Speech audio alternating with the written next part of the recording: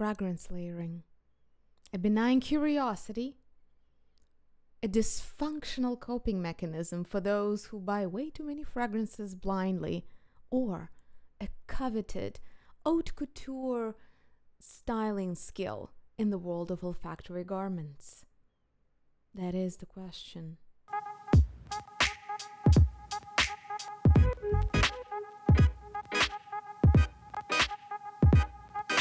Perfume Nation, tonight we're embarking on an epic adventure. For those of you who are looking for basic tips of how to layer fragrances, I will give you 7 solid strategies that you can apply no matter what precious bottles you have on your shelves. For those of you who are olfactory fashion snobs, buckle up, and especially for those who consider themselves a layering experts, guys, hold on to your seats. Some of these combos, some of these coupling proposals that I have might be so shocking that you just might find them irresistible enough to try them yourselves. Principle number 1 would be perfectly suited for those who have a fairly limited collection and you kind of know what family of fragrances you're into or specific notes that you're a big fan of. And also those who've managed to acquire quite a collection of soliflores or soli-note type of fragrances that play around a singular note. If you're like me, I probably bought 10 lilac fragrances in my quest to find the perfect one, so to speak. And the quest keeps going on from genre to genre, from accord, note to note. So for that case, the first principle of layering, I think, is fairly self-explanatory. Rounding up and intensifying your favorite note in perfumery. I have been on a new quest in 2025 to find the best lychee fragrance. There's been a number of lychee designs that already hit the market. I think one of the most popularized ones is something lychee from Nest and Kayali, which are sold in Sephora, so no surprise, a lot of people are familiar with the concept. But generally speaking, exotic berries and fruits are very much in the prior to and the next 3 years. So the facets of these accords might change, but the trend is more or less going to be sustained. So lychee is one of the super trendy notes. It was kind of gaining speed last year, and this year I think it's going to be the wearing craze of lychee fragrances. I've been looking for the best lychee for a while now, and just spoiler alert, I'm yet to find a truly believable, wearable, robust, kind of interesting, deep lychee scent. One of the first times when I paid attention to lychee in fragrance design was when I got Amur Oud Elixir Mysterious Rose, very pricey, limited edition type of release from Amur Oud. And here you have, on equal basis, musky, deep, luscious rose, plus lychee syrup, I would say. It's very sweet, very sexy, kind of nighttime type of fragrance. It also surprisingly so robust and so long lasting that it's also good for clubbing and like nights out. If you need something to last on you for 6+ hours and to have that kind of sensual, sweet allure, Mysterious Rose by Amur Oud, there's like, the search is done. This is it. However, in order to pull out a little bit more lychee, I feel I need something else to put on top of it. So I've been searching for lychee scents, as I mentioned before, and I got 2 fragrances that mention lychee in their beginning and opening in the heart. And this is Philippe Plein Fatale Rose. This is, I think he was a designer of hats initially. Am I imagining it? Is it true? And now he has a line of fragrances. To me, Fatale Rose by Philippe Plein is kind of a soapy, this barely identifiable rose, jasmine plus sour lychee type of flavor. And it just doesn't really, to me, doesn't deliver on what lychee actually tastes and smells like. However, if you layer that with just one spray of mysterious rose, you get unbelievably balanced composition. So light fragrances that feature lychee or any other note usually sustain themselves mostly at the beginning, the first 30 minutes. And fragrances with way more base kind of pick up that game later on, but you don't get overwhelmed with the base notes and the kind of heavy, sweet, syrupy nature, jammy nature of the fragrance. If you layer it with a fragrance that has a slightly different frequency, it's lighter but has the same note, it really, to me, brings out lychee more, makes the fragrance somewhat more day appropriate, but it still lasts incredibly long. Another candidate of the same kind, just a different variation, is to me, it's a fairly new brand. I call it an Instagram niche. You don't know where they came from. You don't know how long they're going to be on the market. 5 Cents, SENS, Catch Feelings. This is very, you see, like it's not even Instagram, it's TikTok branding level. But fine. To me, this is like a typical, this is such a cheap design. I don't know if it's Embark. It's one of those base notes that you find almost everywhere that usually gets some fruity or floral notes added to it. It's very boring and it's very predictable, especially if you smelled more than one fragrance of this kind. It's almost like it has absolutely no identity. Not that it's not wearable. All fragrances are wearable. They're designed to be liked by human noses, all right? So like I'm not saying that it smells like death, but it's in olfactory design world, it's just boring. It doesn't have any depth whatsoever. So what do we do? It has a little bit like a hint of lychee, but again, to me, it's not even close. And now, all of that stinky base starts playing a role that helps to elevate the lychee note and yet somewhat dominate and kind of demure down the jammy, rosy, musky base that is so signature for Amur Oud. I would say 5 Cents, Catch Feelings plus Amur Oud Mysterious Rose is my favorite out of the two. Because here, with the Philippe Plein Fatale Rose, it's just too soapy. I'm not the biggest fan of fragrances that make me think of detergents. Nevertheless, they kind of demonstrate the point. And here's the third intensifying combo, which, gosh, buckle up. It is very unlikely pairing, but both of these fragrances contain lychee accord. So Mysterious Rose, which is already luscious, sexy beast mode type of a lychee sweet rose fragrance, plus Matahari, another narcotic, but this time bitter, powdery, kind of like a shipper. 1876, that's how you can find it, by Histoire de Perfumes, French niche brand. Both of these have very bright character, very distinct character, and you wouldn't think it would work, but I think is that the components that they make each of them have lychee flavors. That's what brings them together. I already prepared a blotter, and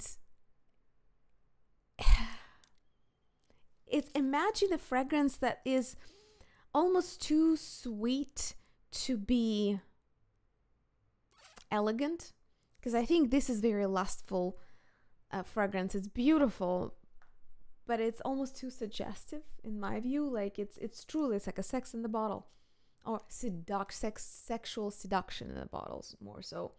And Matahari is such a delightfully complex, bitter fragrance with powderiness as a trail. It kind of comes later on. It's a very bizarre effect.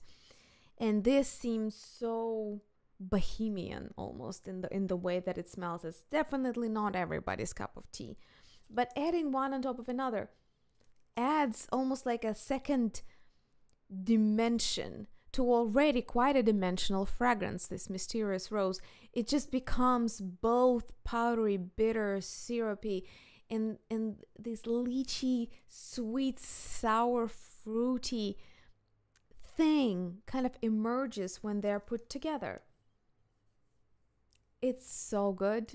I don't know how it is legal to wear this, but I do. And I do so very sparingly because both of these are very strong-willed and very long-lasting. A well-fit layering combo usually accomplishes more than one goal. So this is gonna accomplish goal number 1 and the goal number 2 for layering, which is shifting accents. If you like a fragrance composition, but there is something je ne sais quoi, something you cannot quite explain, something is not rounded enough, or it's angular or a little bit flat, it needs a little bit of something, some kind of evening out or shifting it away from, let's say, a facet that really annoys you. To give you an example, I love the Zombie Lily of Donna Karan Gold. It's a very coveted, discontinued designer release. Truly niche fragrance in the world of designer scents, and no wonder it was discontinued. It's really, really abnormal for the world of, Sephora's and Macy's shelves. It is green, like neon green, bright lily. It's almost zombie. It's survived a nuclear apocalypse for sure. It also has a little bit of this swampy, I wouldn't say rotting, but swampy effect, the way that if you put your flowers into water and the stems stay in water for, let's say, 5 days, there's this characteristic, almost like the water is about to start blooming, you know what I mean? It's this characteristic, very live, bacterial green scent before actually it goes bad. It's just very saturated with the juices out of the flower. So it has this somewhat of a green swampy effect that every once in a while just gets me tired. I want something a little bit more elegant, less edgy, let's say less edgy. So to shift the accent from the zombie neon greenery toward back to the lily, I combine it with another lily scent, but the one that's very light skin, like musky, with a very ethereal incense, very like thin highlighting incense. And this is L'Artisan Parfumeur, their famous old school perfume. It was created at nearly the beginning of times of L'Artisan Parfumeur's history. This is Passage d'Enfer. I have it in an older release. Now you can buy it in, I think, in the version Intense and in this limited edition packaging. So it's one of the fragrances you would want to get familiar with from the French brand L'Artisan Parfumeur, because it's one of their legacy type of scents.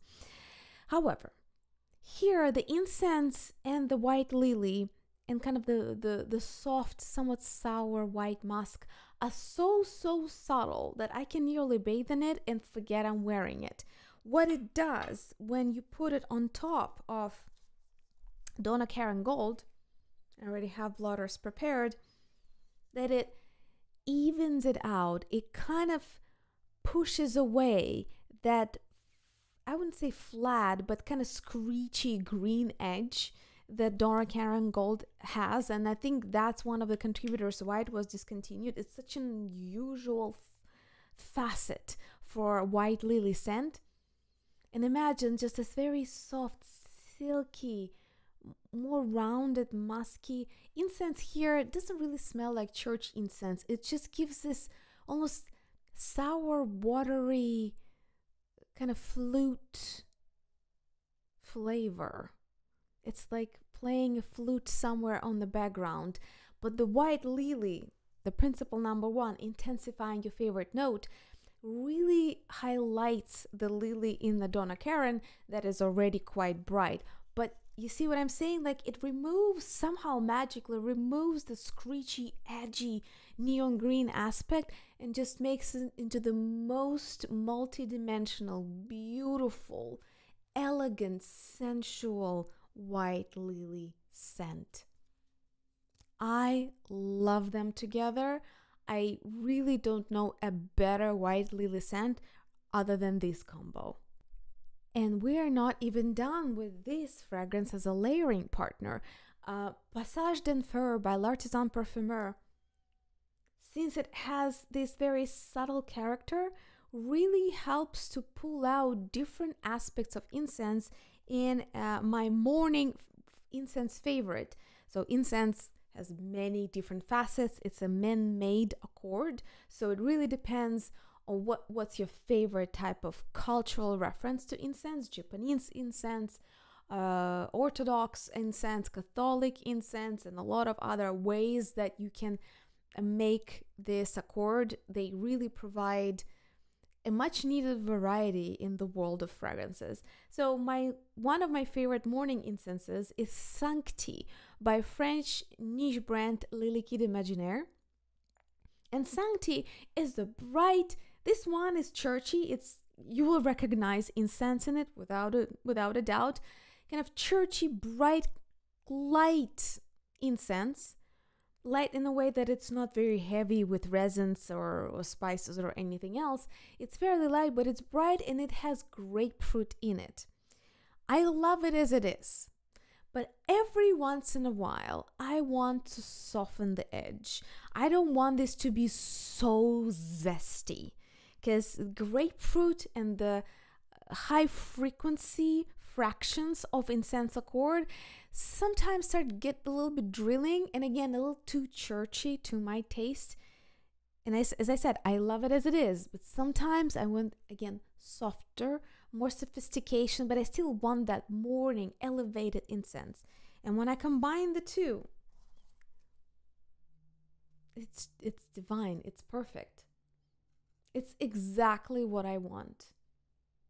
You don't get as much grapefruit anymore. And again, we're layering musky white lily plus incense into bright, high frequency Catholic incense and grapefruit. So grapefruit gets quite toned down by this. But since lily, grapefruit, they don't really argue with each other. These notes, I dare say, go really nicely together. Maybe they even enhance each other in subtle ways, but it becomes way more well-rounded, way more interesting, and way less zesty, way less screechy, as citrus heavy fragrances tend to be.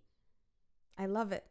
And again, double use, I would say triple use. I wear it by itself and I wear it in these two combos. Shifting accents is a really solid and very multi-use type of principle. Often I use it when I want to shift the fragrance away from a facet or a note that annoys me or I'm tired of. And somehow when you layer fragrances, you often either get a kind of dirty mess, then you can't even enjoy the final result, which is fine. It's like mixing paint. It's like playing with different tunes when you're composing music. The spirit of exploration is an integral part of fragrance layering. You should not expect every combo to work. Yet sometimes certain combos, as the ones that I showed you, magically harmonize. Each of them harmonizes the other, and you get the better version of each of them together. So that is the second principle, shifting accents and getting away from sharp corners. I gotta say, fragrance layering sometimes, if you get lucky, gets you to the point of such high creativity, drive, as if you're already a perfumer, but you didn't have to spend 2 decades honing the skill of knowing the organic chemistry. Oh, this is gonna be a good one. I anticipate a few raised eyebrows here. The third principle, add sparkle to a fragrance that is solid, deep, long-lasting, but it lacks a little bit of that unbearable lightness of being. These like opening light notes are just not there, at least not to your nose. Even though most fragrances are designed to have that hanger appeal to charm us with their opening notes, and it's more true for the contemporary fragrances than for older vintage fragrances, when you really want to enjoy either true vintage bottle of fragrance, which by definition, almost all of them lack top notes, those already kind of disassembled just due to age, similarly to aging wines.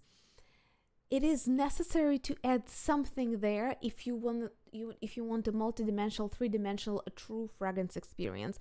Also, some of the older designs that are manufactured now often have the same profile but don't have the delicate complexity, especially at the opening.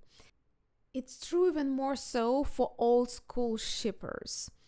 I would say people who try fragrance genre that's called shippers, think Esther Lauder Knowing, and this one, for example, Cabochard by Grès, a very affordable green leather shipper, kind of bitter, leathery, sour type of concoction in a bottle. Historical, great reference point, but very few people wear it. Let's be honest. It's a very hard fragrance to wear on its own. You have to be a big fan of bitter herbaceous shipper fragrances, which is already, shipper is already pretty niche, but to like that kind of shipper is the niche of the niche. It's extreme of the extreme in a way. So even though this is one of the most affordable and wearable historic leathery bitter slightly powdery shippers, I have to confess even I don't wear it by itself. And the way that I make it work, it delights me to no end. I'm going to show you a super trendy combo because this is the trend of the last 5 or 7 years, and there is no ending of it in sight. Is mineral accords in perfumery. And when we're looking for a mineral type of shipper, so think something green, mossy, slightly bitter, like again, when I try to explain shippers, it's something like olives or kind of marinated food. It has this sour, spicy, bitter type of feel when you smell it. Here we also have a leather accord, which gives it an additional, almost like a piercing backbone. But it can be so austere, so arduous of a scent, then to make it super trendy and yet soften it in the beginning and the heart, I combine it with Limonacea from the French niche brand Parfumerie Générale by Pierre Guillaume. Limonacea is a fruity, salty / oceanic kind of scent. It's beautiful by itself. I am halfway through, and when I'm done, I think I'll get myself another bottle. It's somewhat reminiscent of Tom Ford Costa Azzurra. This is one of the designer scents. Like if you want to know what's modern oceanic mineral fragrance is like, Tom Ford Costa Azzurra, you can smell it anywhere. That'll give you a solid impression. Things can go way more mineral, and mineral by mean that it's like this industrial, stony, very almost plasticky sometimes accord, sometimes with spices, but they're kind of bitter sour spices. Most mineral accords have this a little bit of a stone, cement, glass, plastic, a very industrial feel to them, though some of them do make you think of wet stones at the seaside. That's generally where it comes from, but sometimes perfumers as olfactory designers take it in very different directions. So this has this oceanic wet stone with a salt accord with a little bit of a fruitiness on top. And when you combine it with the leather shipper, it is It is even better than yet another paragon of fresh oceanic floral with mineral accord, which is Amouage Beach Hut for women. That one is discontinued, very expensive, beautiful, even better than Tom Ford Costa Azura. And yet, I find that this is just unbelievable. It's better than the two references I gave you. It is so good. It is so long lasting. It has so much dynamism. So mineral, oceanic accord, and a strong shipper that definitely lasts forever, has a strong character, but lacks interest. Mwah. Super trendy, super long lasting, very unisex. And something that I wear even more often than this is super trendy, super bright, but sometimes I want something a little more user-friendly. Again, buckle up. I combine a leather shipper with fresh Tropicana, kind of a exotic floral, almost think like mojito, maybe again plus possibly lychee or frangipani type of a deal. So here we have Morning Intipassa by the same brand, Parfumerie Générale by Pierre Guillaume. Really great niche brand, and it's fairly affordable considering the prices these days. Talking of tariff panic, a haul is coming soon. You're gonna see how much damage I've done. Good God. Anyway, this pretty much smells like a semi-fruity mojito. Very light, a bit boring to my taste. It's almost too light to be substantial. You can either bathe in it in the morning and forget you're wearing it, or you can do this. And this becomes the most amazingly charming, almost giggly leathery shipper. I'm so proud of these two combos. I feel like I'm an explorer discovering new continents. I think I would wait for decades to by chance to stumble upon a olfactory design like this if I was waiting for niche brands to come up with something like that. But that's what layering allows you to do. You can, if you're lucky and thoughtful and you experiment a lot and you test your nose and you kind of analyze what you feel and what works and what doesn't, you can find things like that. So light, watery, think mint, mojito, plus a little bit of a tropical flowers, or maybe even a hint of lotus and fruits in it, on top of a classic stern leathery shipper. Dream come true. And this combo actually brings us naturally to the principle number 4, which I think is more likely to be true if you're just starting out your perfume collection, because contemporary perfumes tend to be of this nature. They might be lovely, they have a lot of hanger appeal, meaning when you just spray them, you get this delightful, interesting thing going on. You buy a bottle and then the fragrance doesn't last longer than 15 minutes and it's just gone.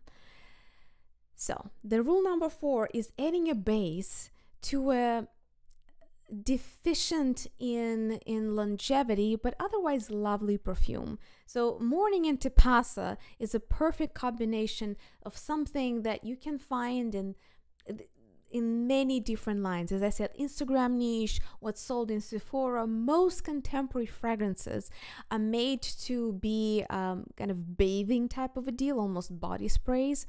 And people who just start with their journey in perfumery rarely do even know about things like classical leather shippers such as Cabochard by Madame Grès and other unpronounceable French perfume houses. So I will probably anticipate more people will have a problem of this nature. Lovely, wonderful, beautiful opening, but there's absolutely no longevity to this thing.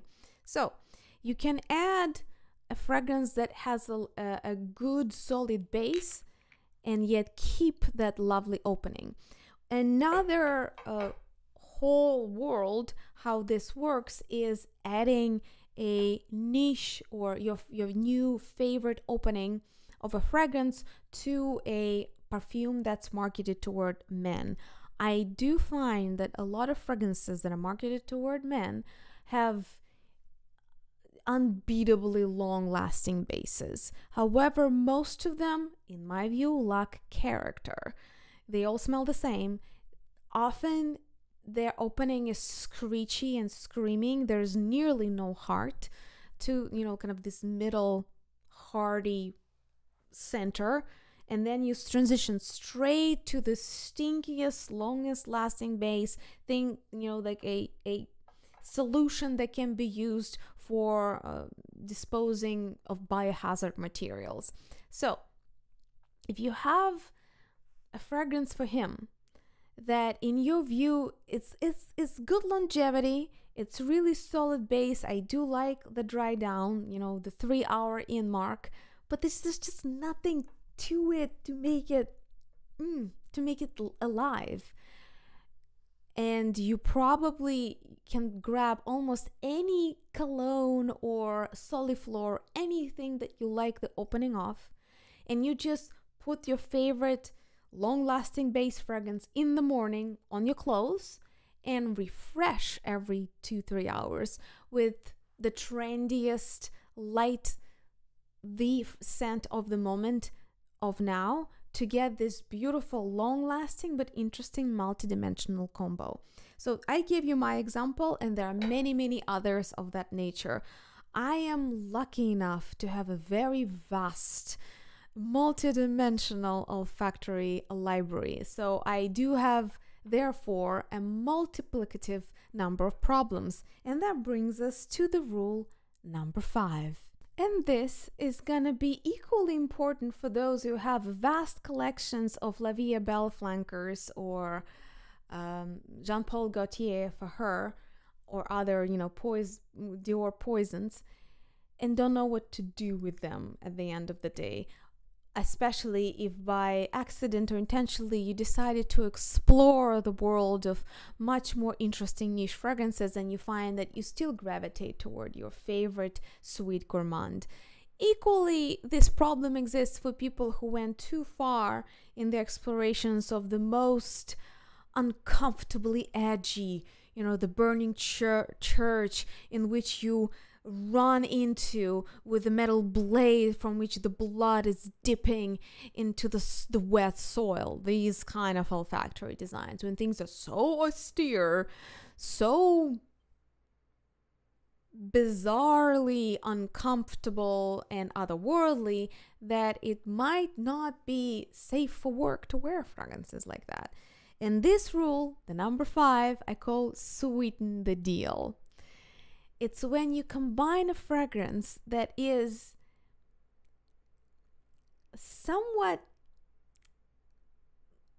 edgy, somewhat austere, and you combine it with a gourmand. This is one of my most favorite colognes. These are light fragrances that I wear. They're not necessarily short lasting. This is actually very long lasting. This is a collection of waters by Serge Lutens, and this one is called Dans le Bleu Creepy Tea. This is salty, seaweed, incensey type of very sharp, almost like a broken glass shards type of a fragrance. I love it. I have it. See, I already used quite a bit. I also have it in shower gel form. I adore it. To me, this has icy, beautifully, almost like screechy, clean glass type of a feel. However, it does tend to be perceived by others sometimes as a bit too sharp. Go figure. We all have slightly different noses. We even have slightly different gene expression of the olfactory receptors, G receptors. So therefore, no surprise that something that can be a bit too sharp can be perfectly fine to another person with another nose and another olfactory sensitivities. every once in a while, I want to keep this backbone, but just add a little bit more heart to it and make it a little sweeter while at it. And the most unusual combo that I found that works for me is combining this seaweedy incense with sweet prunes and leather.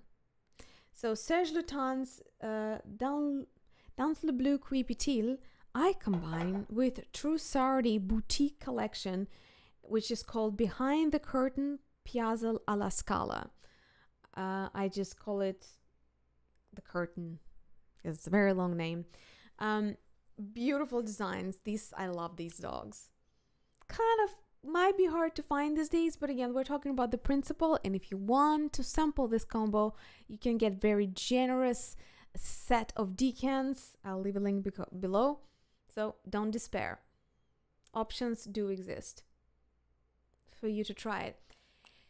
To me, this would be a perfect leather scent if it was not so much in your nose. It's very, to me, it's not like a soliflor, it's not a solid note, it's like a duo note. Leather and prune syrup. So it's pruny leather. It's sour, sweet leather. Delightful, incredibly long lasting, but at the same time kind of linear in the way that it smells.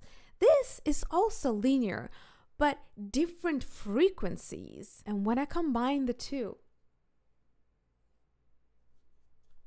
magic.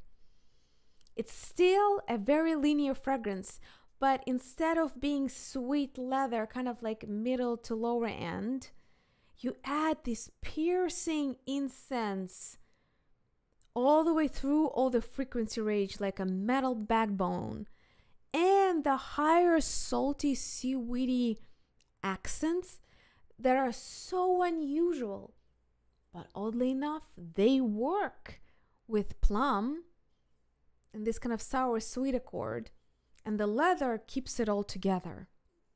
This is a beast mode type of combo. Both of these fragrances are long lasting, both of them have very strong character, and yet it works.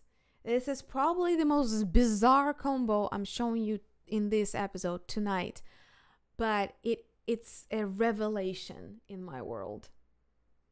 Here's another option. I do tend to show you a lot of leathery bases, but that's one of my favorite bases, to be honest.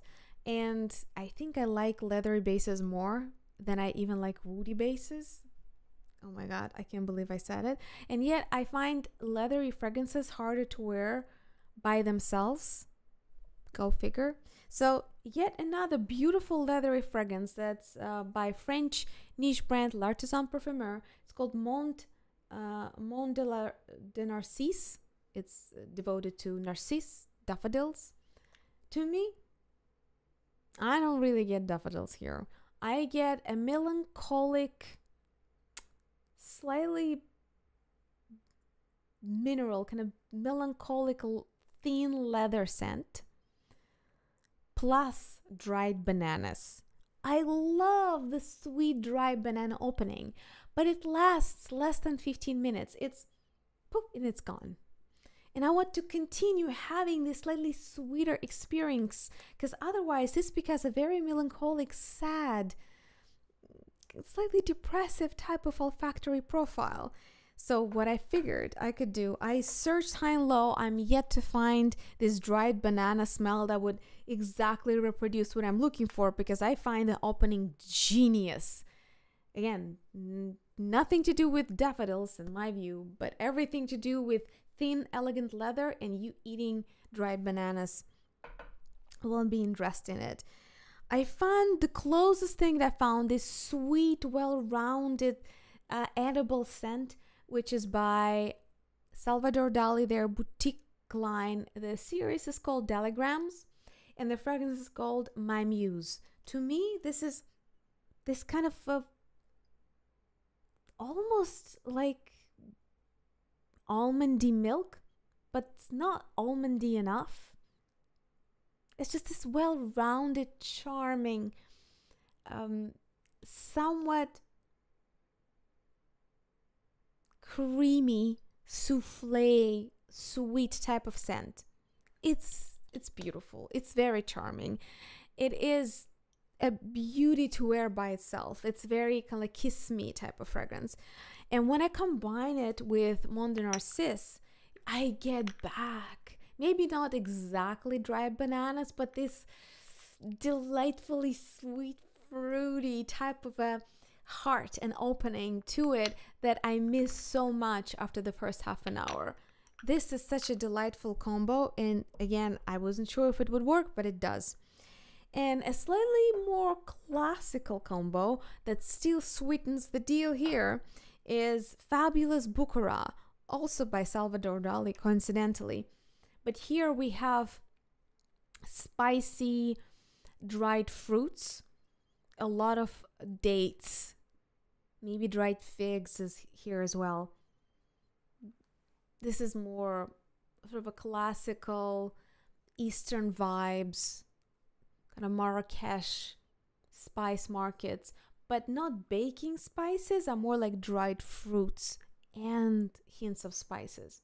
So when you put that on top of the dried bananas and thin elegant leather, you elevate this scent way more. The sweetness here really dominates, so you kind of lose the bananas, unfortunately, but you gain a luxurious, semi-Middle Eastern, sweet gourmand with an elegant, subtle, leathery landing. Gorgeous, very luxurious, very gold on top of gold, with lots of gold to follow. This is very like new money Dubai type of scent. I love it. If you get a cool fragrance, but it just doesn't have enough charm for you, sweeten the deal. Number 6. When two fragrances have seemingly nothing in common, but together they make whole. Let me explain. There are certain fragrances that, let's say, are meant to represent an aspect of something. And then to give you an example, I'll take Absolute Das Month by Barry Monte Carlo. This is a very reliable, good quality niche scent that represents Asmanthus flower. These are fruity flowers, so to say, fruity florals. It smells both white floral, soft romantic floral, and like peaches. So most of the peachy fragrances contain at least certain components, if not naturally sourced Asmanthus flower essences of this or that kind. This smells reliably floral and peachy. However, by reading about it and trying a lot of different Asmanthus scents and understanding how it fits in history and to us, it should be associated with tea scents as well, because Asmanthus was used to flavor teas in the past centuries. It's a really old Asian tradition. To really get the best out of this floral, it would be best if it had the aspects that are described of having Asmanthus as a essential oil or as being near the flower. It should give you this tea-like aspects, smoky aspects. Some people even say suede or leathery aspects, and some people say somewhat animalic, kind of like pea type of urinal aspects. It really depends on what your reference point is. So there's none of that here. It's just fruity floral. That's all this is. Beautiful, boring at the same time.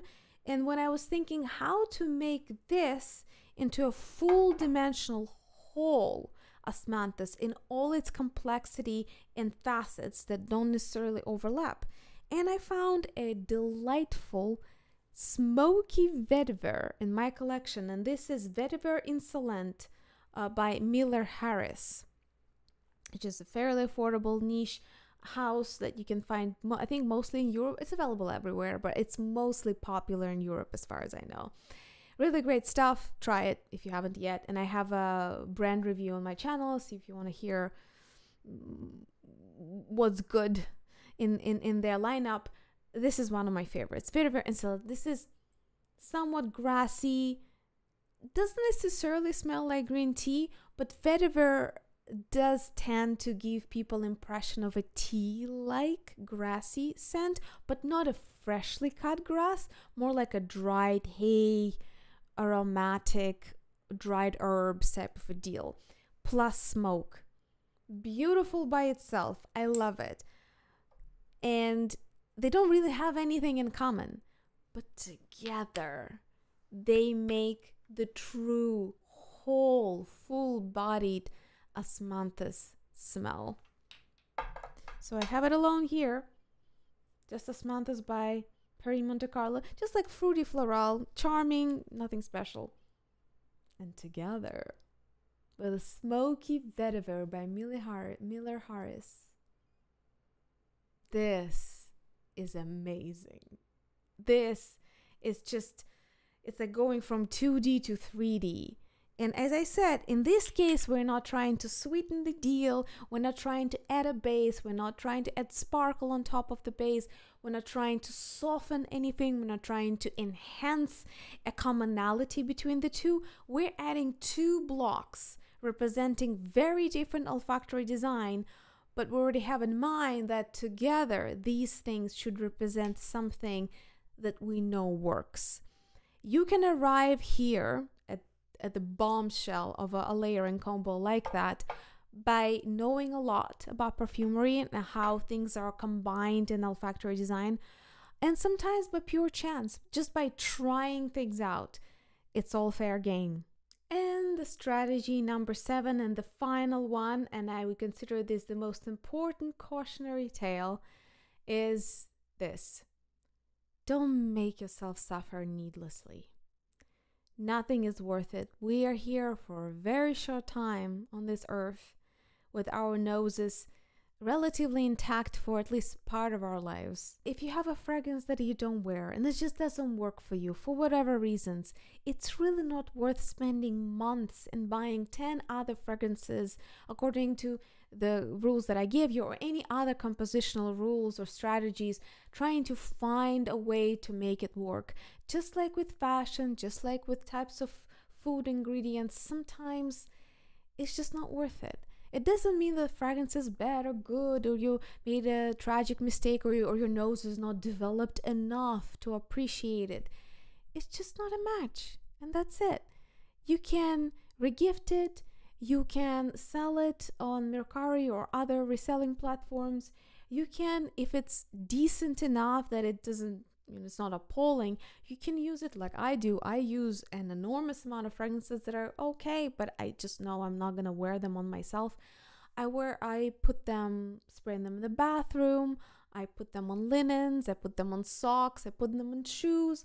I pretty much deodorize in the localized fashion certain objects or areas, and I use them up this way. I also gift a lot of fragrances. I do sell decants, and you can find all the links below if you want your favorite combo and you're intrigued enough, you have a chance to try it. But all of that said, all of those good juicy combos and amazing strategies, there's no need to suffer, to add any more pain or hard trials to your life for no reason. It's really not about that. And also, to say kind of on the opposite side of this argument, sometimes when I talk to people from the industry and people take, in my view, also kind of unnecessary, undignified pain on themselves to be insulted, that why would people in the wild, or as they're called in industry, consumers, why would they spoil a perfectly fine olfactory creation, things that are designed by professionals, carefully tested by focus groups, and they just ruin it all, just destroy it by putting their favorite syrupy gourmand on top of it. This is an abomination. What the hell? I usually say, be happy. They bought not just one bottle and returned it because it was not up to their liking. They bought 2 or maybe 3, because that's necessarily what's needed for layering. Be happy that people are playful and creative. Once you created your product, wrote your book, written your song, you have to let it go. Be happy people are using it, mixing it, complaining about it. That means that they're still interacting with your artwork, with your olfactory art. And again, we all have very different genes and gene expression. Our noses are truly different. There's been a study recently that showed that almost like a bimodal distribution of how much people are sensitive to Amberxan, one of the most debated stinky bases in fragrance industry, which by itself is not necessarily stinky. It's just some people tend to be specifically sensitive to Amberxan molecule on that level, and some people are not. It's more of a longevity and blooming agent than it has a sort of a strong scent by itself. Nevertheless, some people who are just sensitive by their genetic makeup will not be able to enjoy any of the fragrances at all. Amberxan is all they're gonna smell, regardless of how it smells to the nose of the professionals or the focus groups. So fragrance layering to me is a necessary and very welcome creative extension of us learning about olfaction, enjoying different scents, expressing ourselves through that. It doesn't negate gratitude or nuance of understanding of how hard and sophisticated is olfactory design in the professional world. None of that comes at a contradiction, not in my view at least. So I would say the strategy number 7, play with it, and if it doesn't work, just let it go. I'm sure that scent will be loved by somebody else, and even better so, find it a welcoming second home. That's at least my strategy. If something doesn't work for me and I try it once, twice, thrice, and then I try layering it and I still don't dig it, I just let it go. And with that, I bring the question back to you. What are your proven tactics and how to layer fragrances? Do you enhance your favorites, so to speak, making your own flankers by adding something to something you already love? Do you layer fragrances in order to give them longevity? Do you layer fragrances in order to make 2 things work that don't necessarily work for you by themselves? Let me know. Share your tips and tricks. Share your favorite layering combos. That's going to be very exciting to see in the comments. Let's exchange combos and tips and tricks. Let's get to know each other. Comment under this episode, under this video, depending on which platform you're watching on it. Please like and subscribe. It really does help with the content strategy and production. I will be very grateful if you share it with people you think will enjoy this content as well in the private messaging. Your recommendations, your testimonials are really important for me, and they really make my day. Let's be honest.